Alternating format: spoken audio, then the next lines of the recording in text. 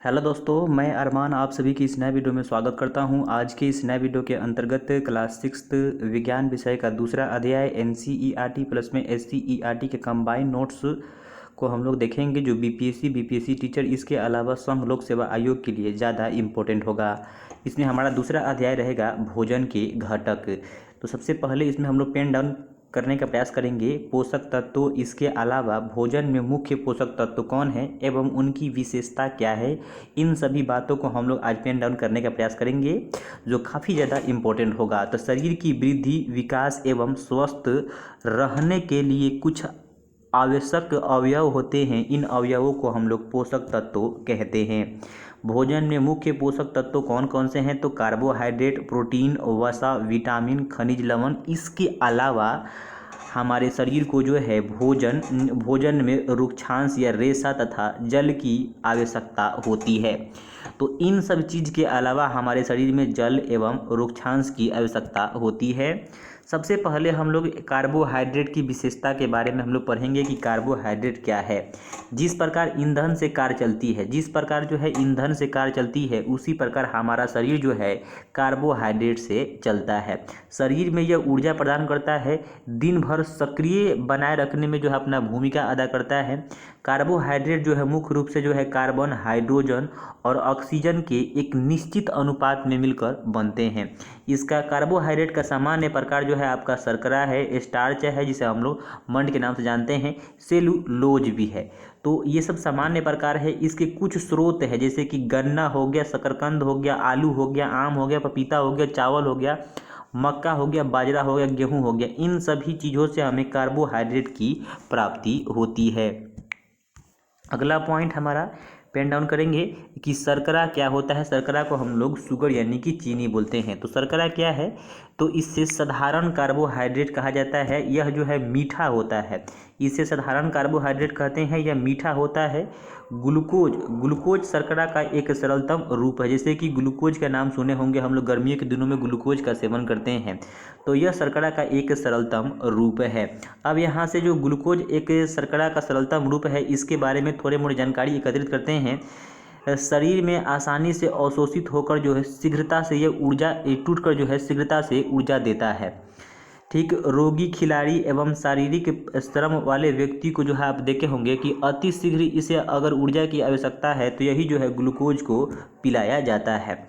अगला हमारा है स्टार्च। स्टार्च क्या होता है? तो ये पौधों का संचित खाद्य पदार्थ है। स्टार्च जो है पौधे के संचित खाद्य पदार्थ है। इसके अलावा इसे जटिल कार्बोहाइड्रेट भी कहते हैं। और पौधे स्टार्च के रूप में जो है ऊर्जा एकत्रित करते हैं। पौधे जो है स्टार्च के रूप में जो है अपना ऊर्जा एकत्रित करते हैं। इसके अलावा स्टार्च युक्त पौधे के उत्पादों का सेवन जो है पाचन तंत्र और ग्लूकोज के विखंडन में जो है किया जाता है। और ग्लूकोज जो है रक्त में अवशोषित होकर जो है ऊर्जा प्रदान करता है। इसके अलावा 1 ग्राम कार्बोहाइड्रेट प्राप्त करने के लिए 1 ग्राम कार्बोहाइड्रेट से हमें 4 किलो कैलोरी ऊर्जा की प्राप्ति होती है। एक व्यक्ति को प्रतिदिन 400 से 450 ग्राम कार्बोहाइड्रेट का सेवन करना चाहिए। कार्बोहाइड्रेट के कार्य क्या है? तो मुख्य रूप से शरीर को इससे ऊर्जा प्राप्त होता है। कार्बोहाइड्रेट का मुख्य कार्य है शरीर को ऊर्जा प्रदान करना। अधिक मात्रा में सेवन करने से क्या होता है कि शरीर में जो है कार्बोहाइड्रेट को जो है भोजन के रूप में जो है जमा कर लिया जाता है। इसके अलावा जंतुओं में ग्लाइकोजन और पौधों में स्टार्च के रूप में जो है ये भोजन जो है संचित रहता है। आवश्यकता पड़ने पर इसका उपयोग किया जाता है। अगला हमारा पॉइंट रहेगा प्रोटीन या इससे पहले जो है मंड की जांच जो है कैसे करते हैं। यहाँ से जो है एक सवाल जो है आपके बिहार पुलिस में आया हुआ था कि मंड की जांच के लिए हम लोग किस प्रकार परीक्षण करते हैं। खाद्य पदार्थ को आयोडीन के तनु घोल डालने पर जो है इसका रंग जो है आपका नीला या काला हो जाता है। तो खाद्य पदार्थ में नीला या काला रंग जो है आपके मंड की उपस्थिति को है दर्शाता है। तो यही यह बात है, नीला या काला भोजन में मंड की उपस्थिति को जो है दर्शाता है। प्रोटीन, दूसरा नंबर की हमारा प्रोटीन क्या है? तो कार्बन, हाइड्रोजन तथा ऑक्सीजन के अतिरिक्त इसमें नाइट्रोजन भी उपलब्ध होता है। जैसे कि हमने जाना कि कार्बोहाइड्रेट में कार्बन, हाइड्रोजन और ऑक्सीजन होता है, लेकिन इसके अलावा इसमें नाइट्रोजन भी जो है बहुत अधिक मात्रा में उपयुक्त रहता है। यह जो है पौधे तथा जंतुओं के शरीर में जो है अधिक मिलता है। यह पौधे तथा जंतुओं के शरीर में जो है अधिक पाया जाता है। प्रोटीन के स्रोत क्या है? तो प्रोटीन के दो स्रोत हैं, एक हमारा पादप स्रोत और दूसरा जो है हमारा जंतु स्रोत। पादप स्रोत क्या है इसके बारे में हम सबसे पहले जानते हैं। जैसे कि हमारा चना हो गया, मूंग हो गया, तुअर हो गया, मटर हो गया, राजमा हो गया, सोयाबीन हो गया, इन सभी चीज़ों से हमें जो है प्रोटीन की प्राप्ति होती है। जंतु स्रोत हमारा दूध हो जाएगा, मछली हो जाएगा, मांस हो जाएगा, अंडा हो जाएगा, पनीर हो जाएगा इत्यादि। इन सभी चीज़ों से हमें प्रोटीन की प्राप्ति अधिक होती है। अगला हमारा है कि प्रोटीन की जांच। तो प्रोटीन की जांच करने के लिए कि खाद्य पदार्थ में कॉपर सल्फेट और सोडियम हाइड्रोक्साइड डालने पर इसका रंग जो है बैंगनी हो जाता है। तो खाद्य पदार्थ में बैंगनी रंग जो है प्रोटीन की जांच को जो है दर्शाता है, यानी कि प्रोटीन को जो है दर्शाता है।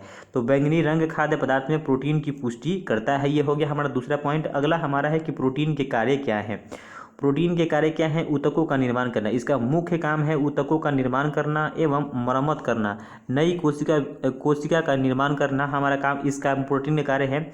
शरीर की वृद्धि, टूटे फूटे भागों की मरम्मत करना। और प्रोटीन की मात्रा अधिक होने पर शरीर वर्धक भोजन कहलाता है। जब प्रोटीन की मात्रा अधिक हो जाती है तो इसे जो है शरीर वर्धक भोजन भी कहते हैं।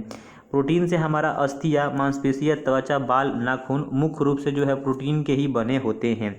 ऊन और सिल्क भी प्रोटीन के बने होते हैं। विशेष परिस्थितियों में जो है प्रोटीन से ऊर्जा की हमें प्राप्ति होती है। अगर मान लीजिए कि हमारे पास कार्बोहाइड्रेट नहीं है लेकिन हमें जो है आवश्यकता है ऊर्जा के लिए, तो हम लोग प्रोटीन से भी ऊर्जा की प्राप्ति कर सकते हैं। इसके अलावा इसका मुख्य काम है ऊतकों का निर्माण करना। तो प्रोटीन का मुख्य काम क्या है? ऊतकों का निर्माण करना इसका मुख्य काम है। अगला हमारा तीसरा नंबर रहेगा वसा यानी कि फैट क्या होता है? सबसे पहले इसको जानते हैं। तो इसमें कार्बन, हाइड्रोजन और ऑक्सीजन, इसके अलावा इसमें कार्बोहाइड्रेट की अपेक्षा हाइड्रोजन जो है अधिक होता है। जैसे कि हमने जाना कि प्रोटीन में नाइट्रोजन भी होता है, लेकिन यहाँ पे वसा में क्या है? कार्बन, हाइड्रोजन, ऑक्सीजन तो रहबे करेगा, लेकिन कार्बोहाइड्रेट की अपेक्षा इसमें हाइड्रोजन की मात्रा जो होगी वो अधिक होगी। वसा के स्रोत भी दो प्रकार के हैं, एक हमारा जंतु स्रोत और दूसरा जो है हमारा पादप स्रोत। मक्खन, घी, दूध, क्रीम, अंडा, मछली, मांस, ये सब जो है आपके जंतु स्रोत हैं। गिरी, तिल, मूंगफली, सूरजमुखी, नारियल, सरसों, सोयाबीन के तेल, ये सभी के सभी आपके पादप के स्रोत हैं। इनके कार्य क्या है? तो शरीर में ये संचित ऊर्जा है। जो वसा है ये शरीर में संचित ऊर्जा है। सामान्य से अधिक आवश्यकता होने पर जो है इसे ऊर्जा के रूप में हम लोग उपयोग करते हैं। सामान्य से अधिक आवश्यकता हो गया तो हम लोग जो है इसका उपयोग ऊर्जा के रूप में करते हैं। सामान्य परिस्थितियों में जो है ऊर्जा देने का कार्य जो है कार्बोहाइड्रेट का ही है। कार्बोहाइड्रेट तथा वसा युक्त भोजन को हम लोग ऊर्जादायक भोजन के नाम से भी जानते हैं। ऊर्जादायक भोजन किसे कहते हैं? तो कार्बोहाइड्रेट तथा वसा युक्त भोजन को ऊर्जादायक भोजन कहा जाता है। कार्बोहाइड्रेट की तुलना में वसा से ऊर्जा जो है अधिक मिलता है। 1 ग्राम कार्बोहाइड्रेट से 4 किलो कैलोरी ऊर्जा प्राप्ति होती है। एक वयस्क मनुष्य को जो है प्रतिदिन 400 से 450 ग्राम जो है हमें कार्बोहाइड्रेट लेना चाहिए। इसके अलावा 1 ग्राम प्रोटीन में जो है हमें 4 किलो कैलोरी ऊर्जा की प्राप्ति होती है। प्रतिदिन जो है प्रति किलो भार, यानी कि मान लीजिए कि आपका 50 केजी भार है तो उस पर जो है आप यानी कि 1 ग्राम यानी कि 1 केजी पर जो है 1 ग्राम आपको प्रोटीन लेना है प्रतिदिन। अगला हमारा है 1 ग्राम वसा से हमें 9 किलो कैलोरी ऊर्जा की प्राप्ति होती है। प्रतिदिन जो हमें 30 ग्राम जो है वसा का सेवन करना चाहिए जिससे हमें वसा की प्राप्ति हो सके। अगला हमारा पॉइंट है विटामिन क्या होता है? इसको पेन डाउन करने का प्रयास करेंगे। तो शरीर को सभी प्रकार के विटामिनों की अल्प मात्रा में ज़रूरत होती है। विटामिनों का कार्य क्या है? रोगों से शरीर की रक्षा करना, आँखों, हड्डियों, दांतों और मसूड़ों को स्वस्थ रखना। विटामिन का संश्लेषण जो है मनुष्य के शरीर और जंतुओं के शरीर में नहीं होता है, इसे जो है भोजन से ही प्राप्त किया जाता है। तो जो आपका विटामिन होता है यह मनुष्य के या जंतुओं के शरीर में नहीं होता है, इसे भोजन से ही हम लोग प्राप्त कर सकते हैं। अगला हमारा इसमें है विटामिन की कमी से जो है कौन सा रोग होता है? तो विटामिन की कमी से अभावजन्य रोग या हीनता जनित रोग या अपूर्णता रोग होता है। विटामिनों के एक खास समूह को विटामिन बी कॉम्प्लेक्स के नाम से जाना जाता है, यानी कि विटामिनों को समूह को हम लोग विटामिन बी कॉम्प्लेक्स के नाम से जानते हैं। विटामिन जैसे कि हमारा विटामिन ए हो गया, ये जो है हमारी त्वचा और आँखों को जो है स्वस्थ रखता है। विटामिन सी जो है रोगों से लड़ने के लिए मदद करता है। विटामिन डी जो है अस्थि और दांतों के लिए कैल्शियम का उपयोग करता है। इसके अलावा इसमें हमारा है घुलनशीलता के आधार पर जो है विटामिन।